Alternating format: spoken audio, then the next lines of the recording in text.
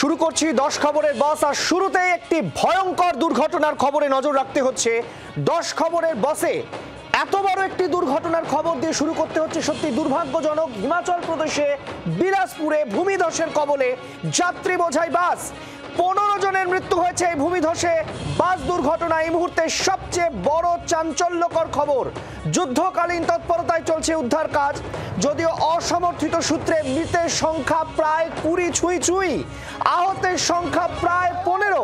সব মিলে এই মুহূর্তে হিমাচল প্রদেশে ভয়ঙ্কর বাস দুর্ঘটনার খবর। এবং যেটা জানা যাচ্ছে যে ভূমিধসের কারণে ওপর থেকে বোল্ডার, পাথর, নুড়ি সেগুলো এসে পড়ে এই বাসের ওপরে এবং টাল সামলাতে না পেরে বাস কার্যত খাদে গিয়ে পড়ে। দেখতে পাচ্ছেন সেই ছবি এবং উদ্ধার কাজের ছবি।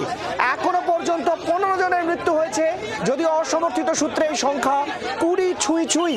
চাঞ্চল্যকর ঘটনা এই মুহূর্তে হিমাচল প্রদেশের বিলাসপুরে।